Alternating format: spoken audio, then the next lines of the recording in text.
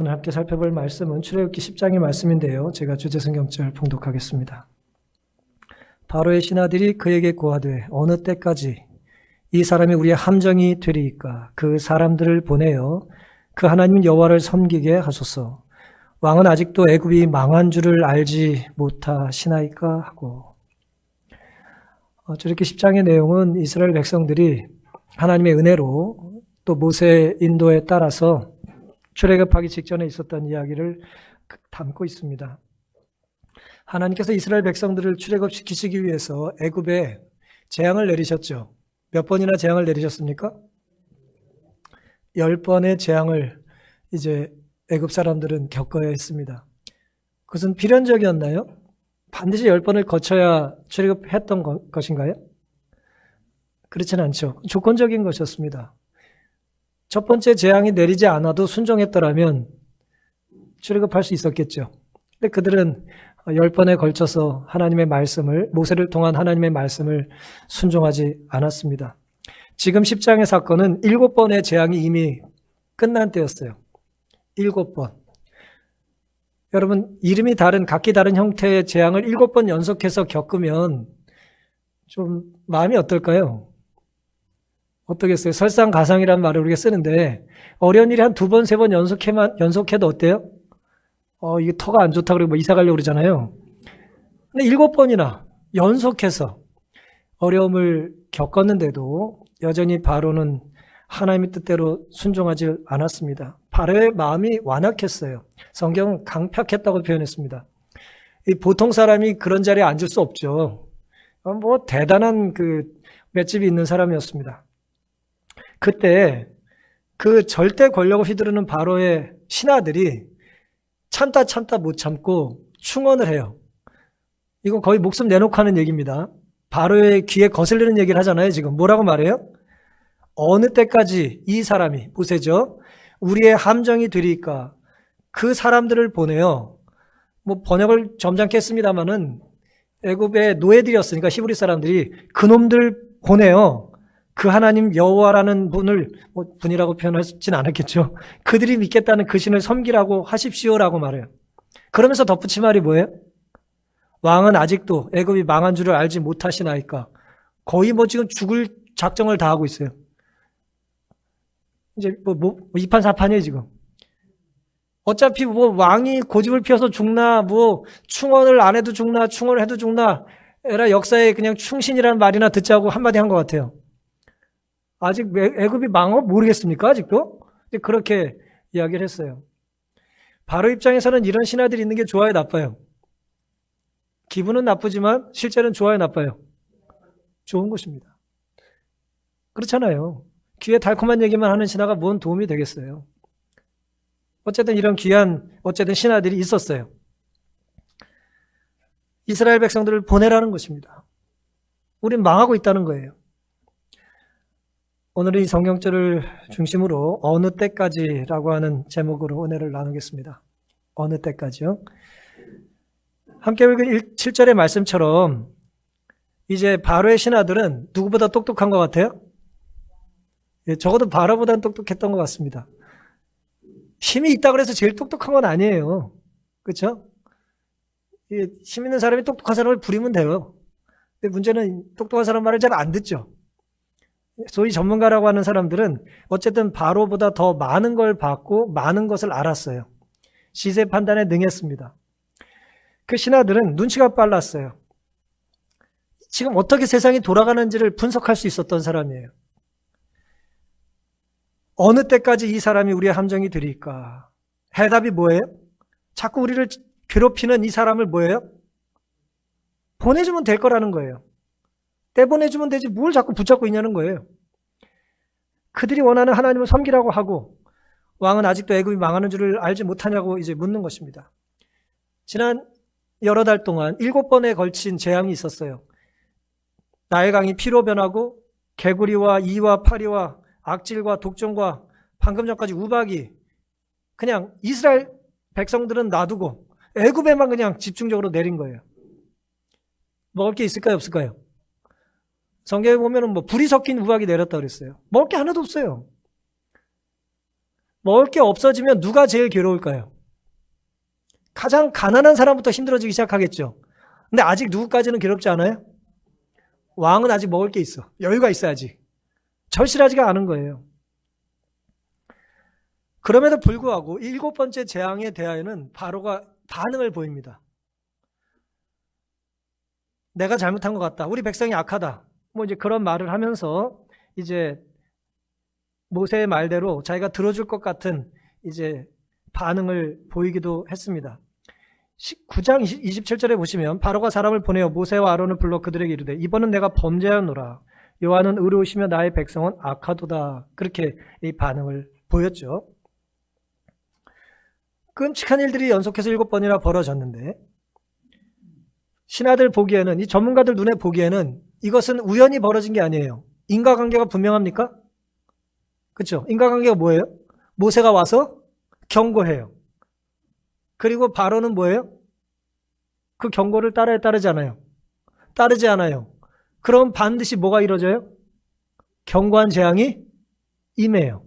그러면 아니 한 번도 아니고 두 번도 아니고 연속해서 7번이 자꾸 그런 일이 벌어지는 데는 뭐가 있어요? 뭐가 있잖아요. 우린 그걸 이제 패턴이라고 합니다. 법칙이에요, 그거는.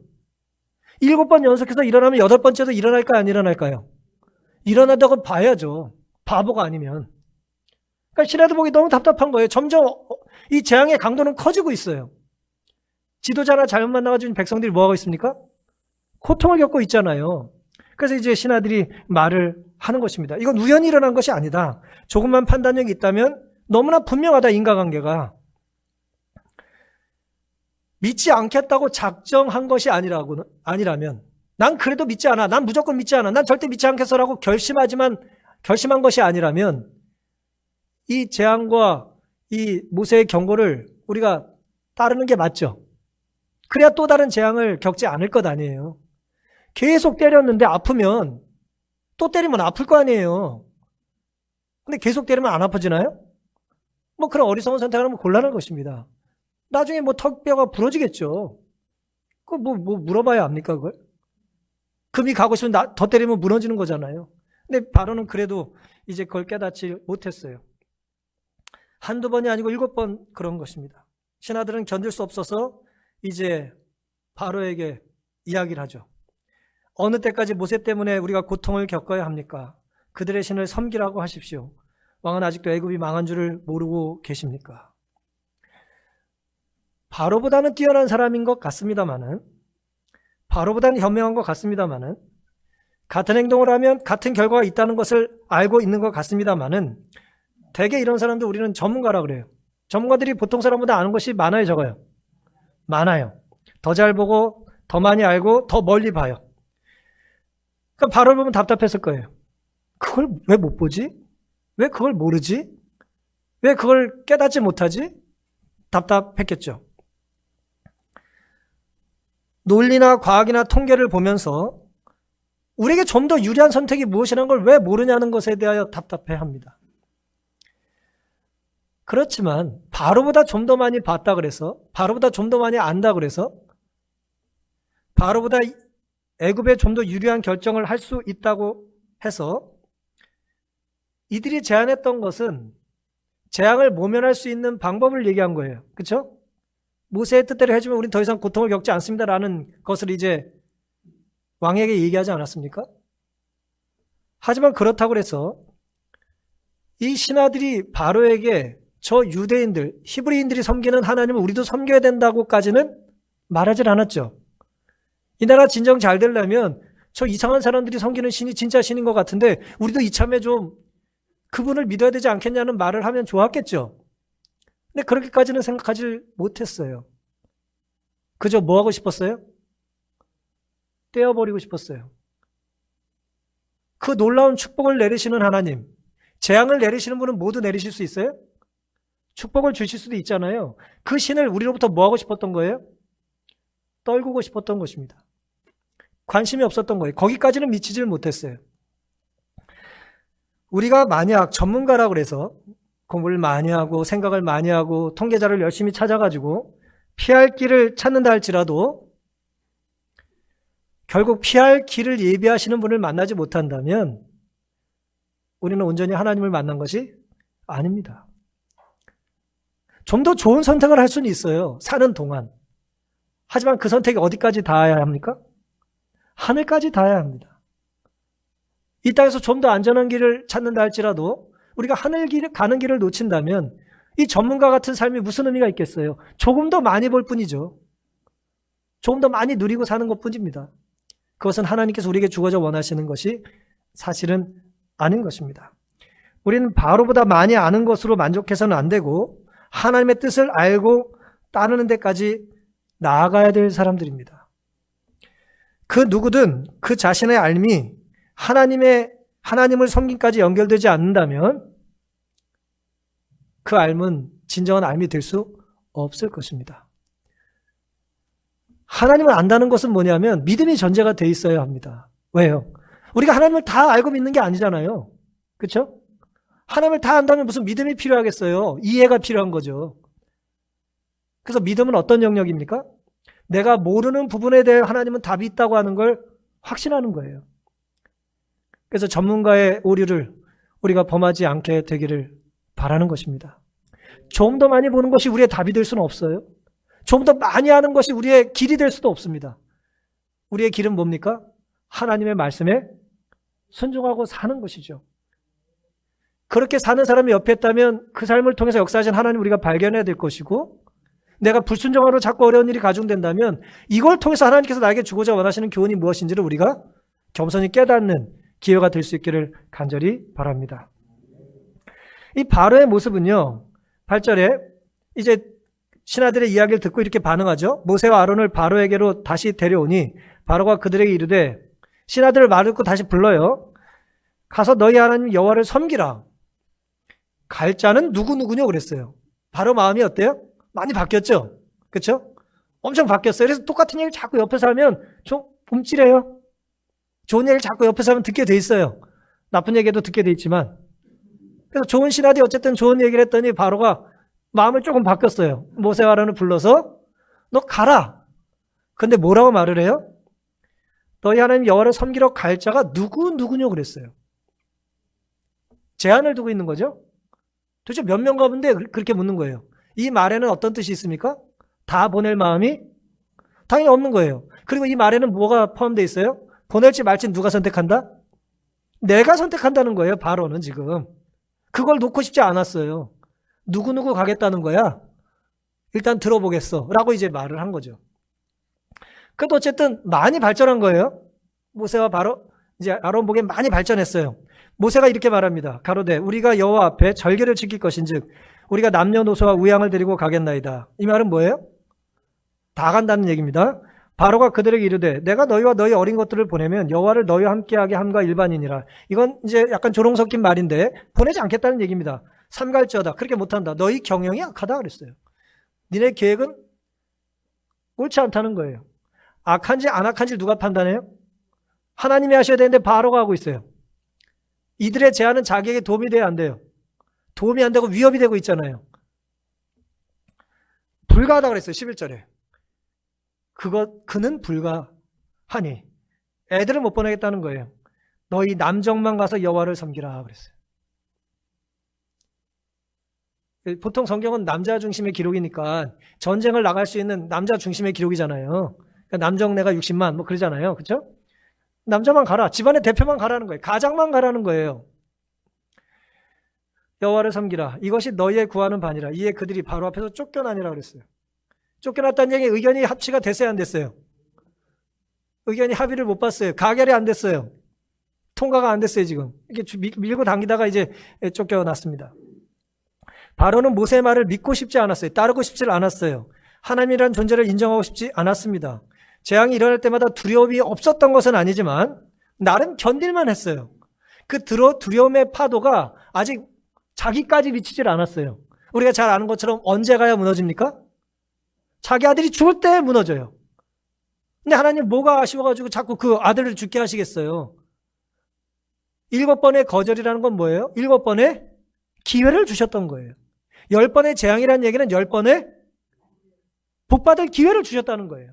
그걸 다 거절한 겁니다. 하나님은 잔인한 분이 아니라 자비롭고 은혜로운 분이라는 뜻이에요. 하지만 바로는 그걸 거절한 것입니다.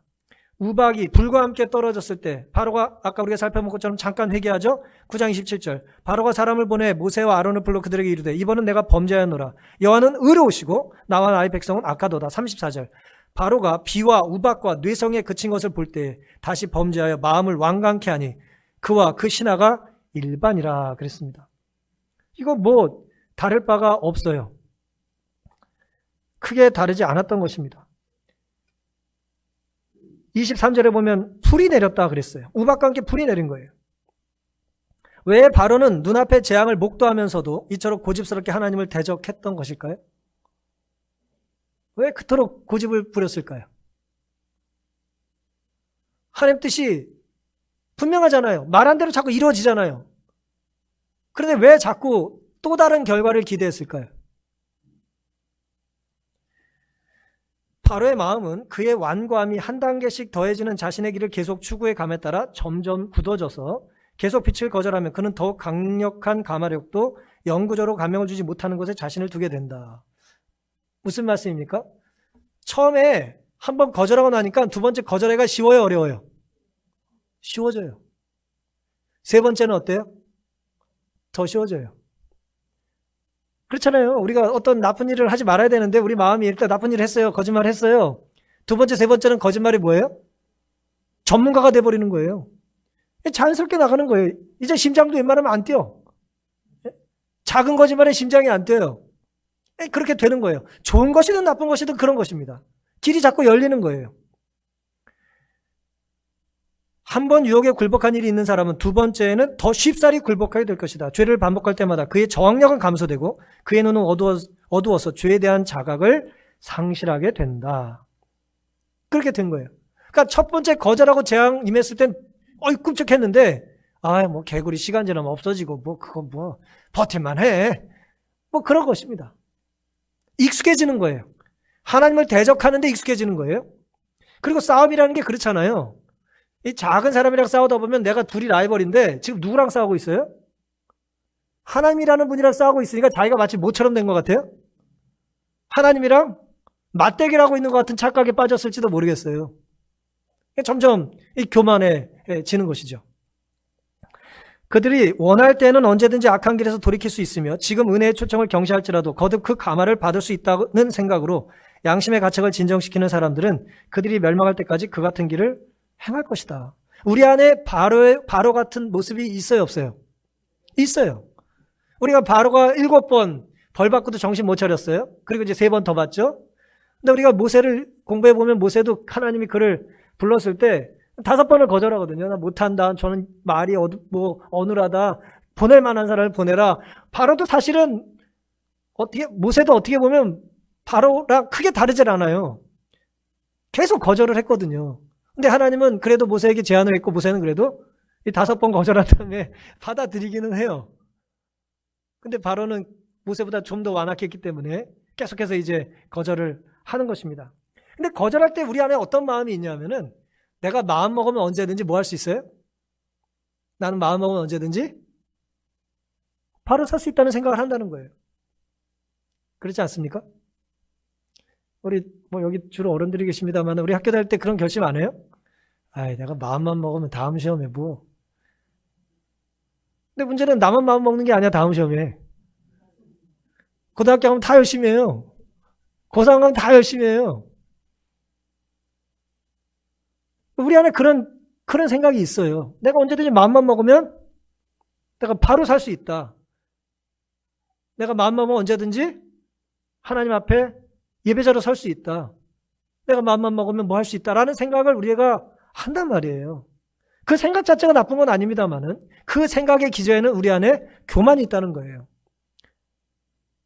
우리는 죄의 유혹에 자주 넘어지는 사람들이기 때문에 우리가 한번 기울어지고 나면 바로 사실 서질 못해요. 그걸 인정하지 않는 거예요. 우리가 항상 중심에 있다고 생각하는 거예요. 그렇지 않습니다. 죄라는 건 기울어지고 나면 전에는 50만큼 노력하면 바로 서야 됐을지 모르지만 죄를 짓고 나면 얼마의 노력을 해야 될 것 같아요? 80, 90의 노력을 해야 중심에 설지 모르겠어요. 물론 하나님의 은혜가 있어야 가능한 것입니다만은 똑같은 노력으로 되는 건 아니에요. 신발의 굽이 다르지 않았을 때는 우리가 바로 걸을 수 있는데 바로 된 걸음걸이를 우리가 하지 않아서 굽이 잘못 달면 바로 걷기 위한 노력이 훨씬 더 크게 필요하지 않겠어요? 그런 마음이 있어야 됩니다. 그런데 바로는 그렇지 않았다는 거예요. 때로 우리 안에 바로의 그런 교만이 있어요. 내가 마음먹으면 언제든지 할 수 있다.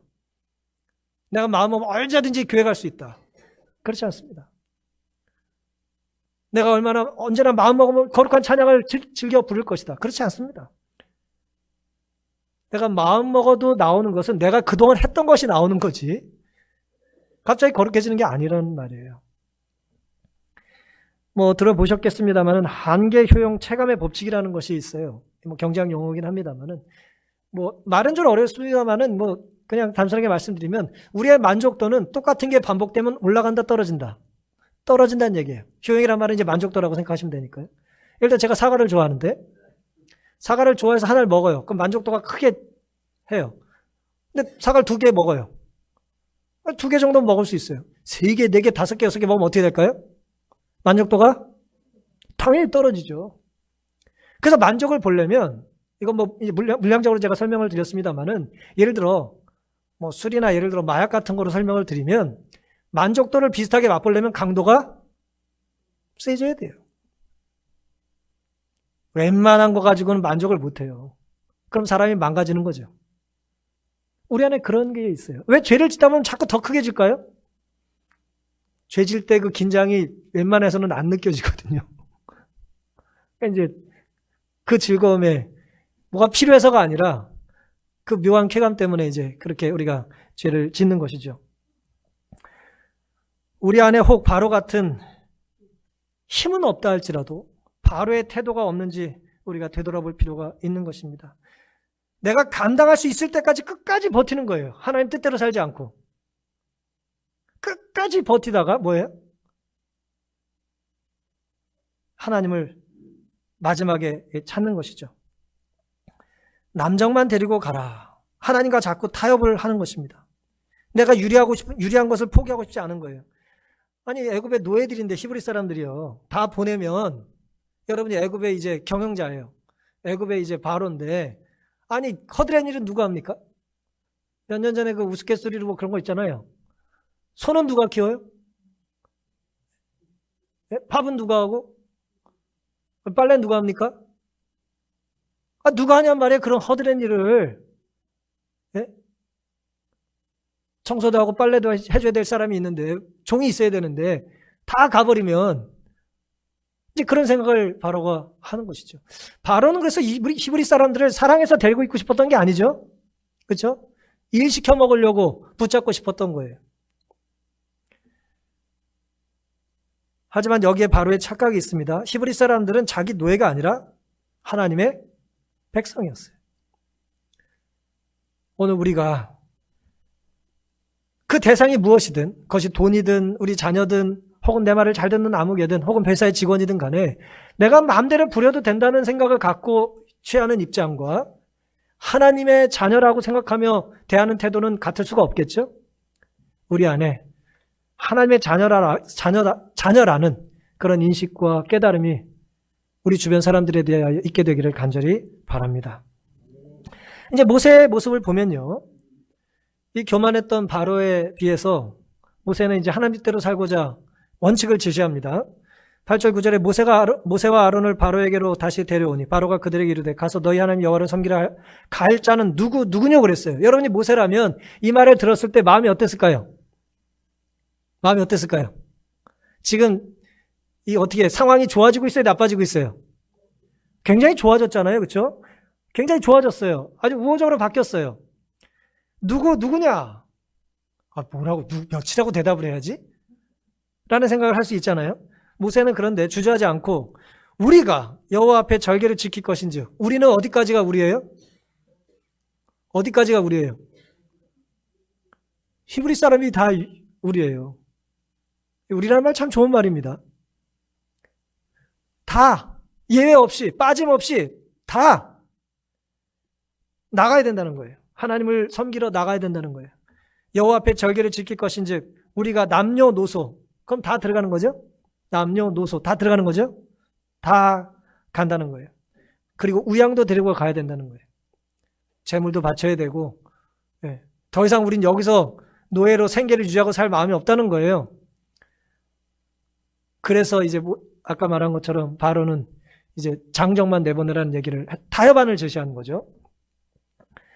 하나님께서 모세에게 재앙을 몇 번 내리시겠다는 횟수를 알려주셨어요?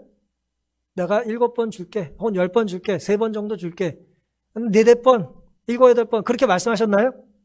아니요. 말씀을 안 하셨어요. 문제는. 출애굽기 7장 4절에 보면 바로가 너희를 듣지 아니할 터인즉 듣지 않을 거란 얘기는 하셨어요. 네가 말하면 바로는 잘 듣지 않을 거야. 내가 내 손을 애굽에 더하여 여러 큰 재앙을 내리고 내 군대, 내 백성 이스라엘 자손을 그 땅에서 인도하여 낼지라 그랬어요. 여러 번이란 말은 히브리 말에는 없어요. 그냥 큰 재앙들을 내리고 그랬어요. 어쨌든 복수를 설명하셨습니다. 여러분에게 복수는 몇 회입니까? 이 재앙은 사실 누구에게 달렸어요? 바로에게 달린 거잖아요. 이 바로가 어떻게 반응에 따라서 이 재앙이 더 많아질 수도 있고 적어질 수도 있는데 하나님이 마지막으로 정해놓은 재앙은 뭐예요? 바로의 아들이 죽는 거예요. 장자가 죽는 거예요. 그러니까 그 전에 그러면 줬던 재앙은 쓸모없는 재앙입니까? 아니죠. 끝까지 그런 재앙까지는 내리고 싶지 않으셨던 거죠. 근데 우리가 모세 입장이라면 바로가 우호적으로 제시를 이제 뭐 협상이 되고 있어 이제 안 하고 있다가 이제 협상이 시작됐어요. 아, 그 누구 보내면 되는 거야? 예? 우리한테 얼마면 돼? 뭐 그거 아니에요. 뭐라고 대답해야 될까요? 우린 양보 못합니다. 타협 못합니다. 그렇게 말하기가 쉽습니까? 어렵죠. 지금 모세와 이스라엘 백성의 신분이 노예라니까요. 왕이 절대 권력을 가진 바로가 그래서 누구 보내주면 되냐라고 물었을 때 대답을 잘해야 될 거 아니에요. 저같이 좀 마음이 좀 새 가슴인 사람은 몇 대 몇이라고 얘기를 해야 되나?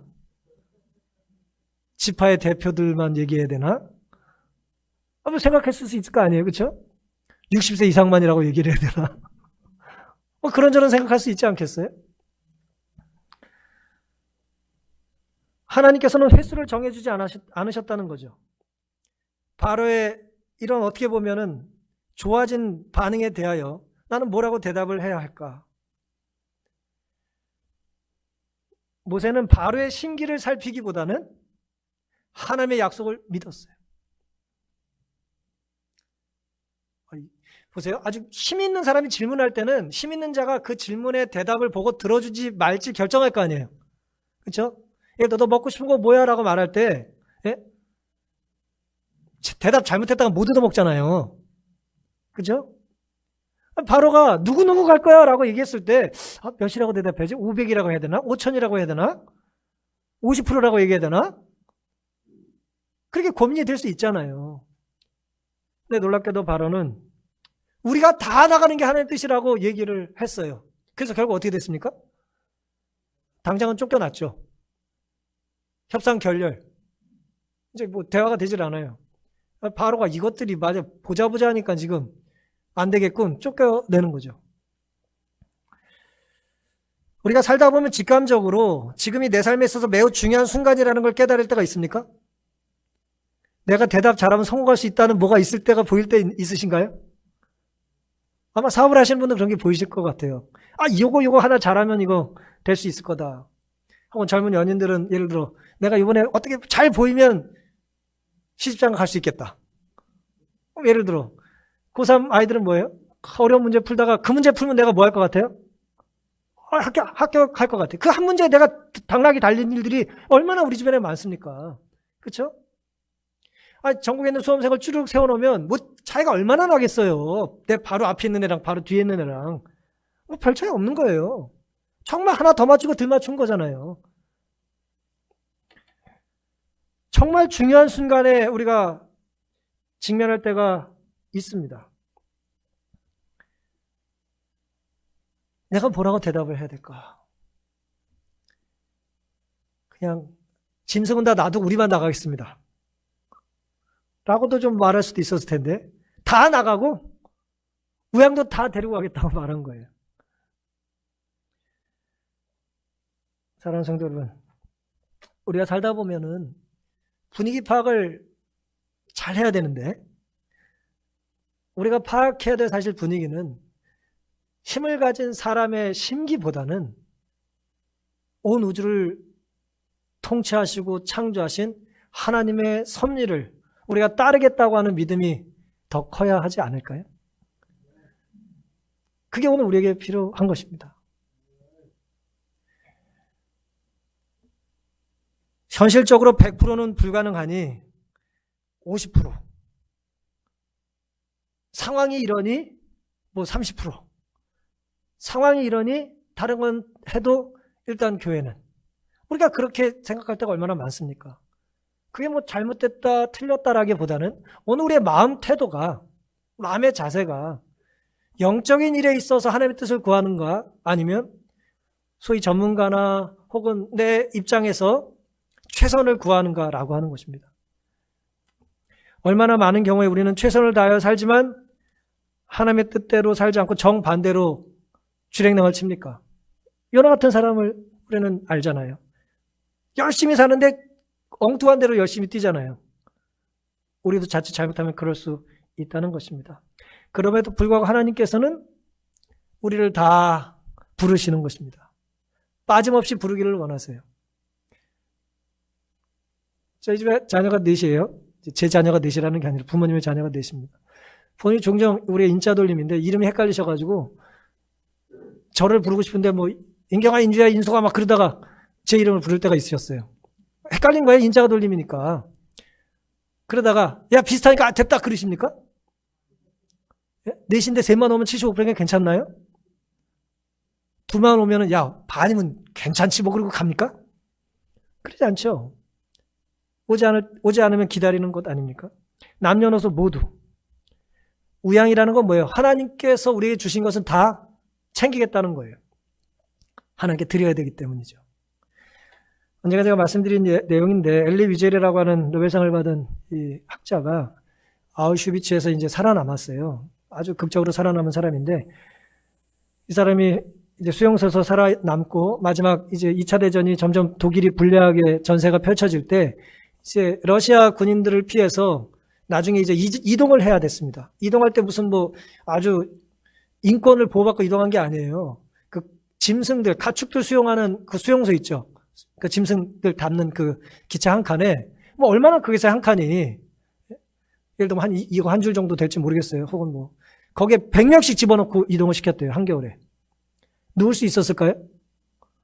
누울 수 없죠. 100명이 거기 어떻게 누워서 가요?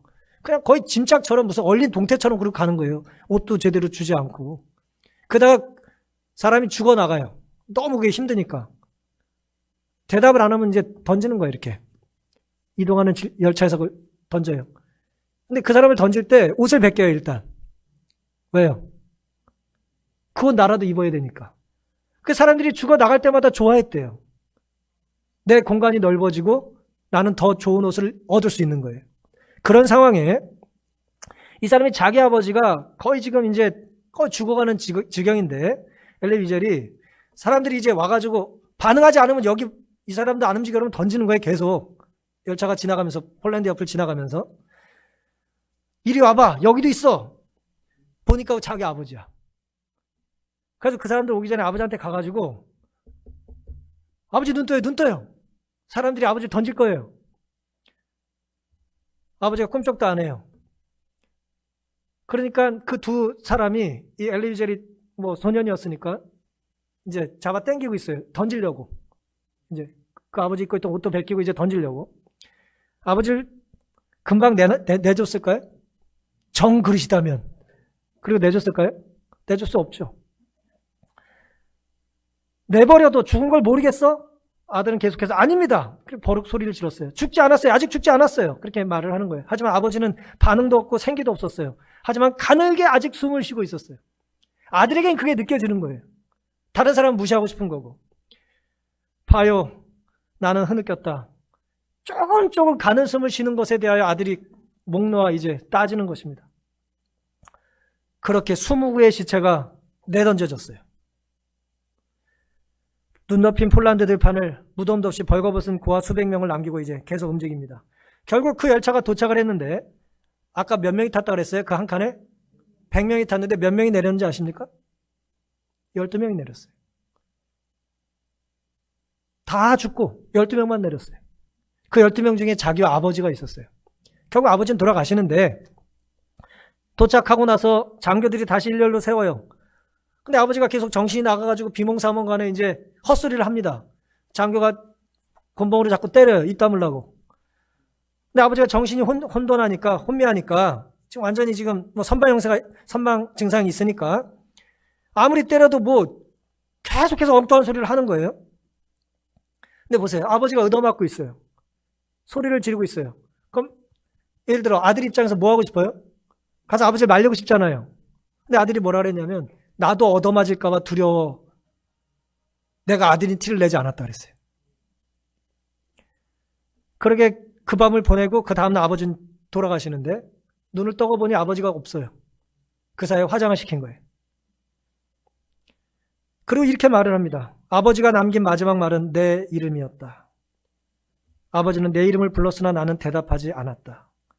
계속해서 얻어맞으면서 아버지가 했던 말이 뭐예요? 엘리저 그러면서 아들의 이름을 부른 거예요. 근데 내가 아들이라는 걸 티내지 않았다는 거예요. 얻어맞는 게 두려워서. 그리고 아버지가 돌아가신 날 나는 울지 않았다 그러면서 마지막 문장이 이렇게 끝납니다. 내 가슴 깊은 곳에 남아있는 한 가득 흐릿한 양심, 그 안쪽을 더듬으면 아마 이런 감정이 숨어 있었을 것이다. 마침내 자유로워졌다. 이제 아버지 신경 안 써도 된다는 거예요. 내 먹을 거 아버지 나눠주지 않아도 된다는 거예요.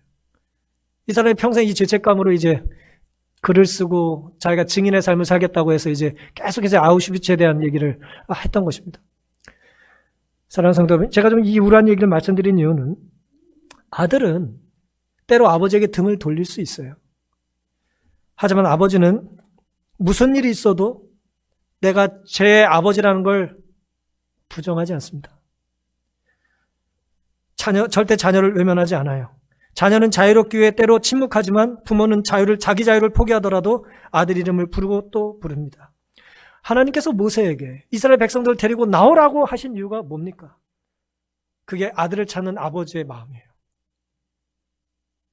다 나와야 되는 것입니다. 빠지면 안 되는 거예요. 하나님 우리에게 일시키려고 부르시는 것이 아니고 우리에게 자유와 예배의 기쁨을 누리게 해주시고자 우리를 찾고 계신 것입니다. 사랑하는 성도 여러분, 더 늦기 전에 시간이 있을 때, 아직 기회가 있을 때 하나님을 찾게 되시기를 간절히 바랍니다. 세상은 더 유리해지고 강해져야 살 수 있는 곳이지만 우리가 초청받은 하늘은 전문가의 지식이나 바로의 권력이 아니라 반복해서 실수했더라도 모세 같은 순종이 우리에게 필요하기 때문입니다. 당장의 유불리보다는 영혼의 관점에서 옳은 결정을 하는, 하나님 기뻐하실 만한 반응을 하는 우리가 되기를 바라면서 오늘 말씀을 마치겠습니다.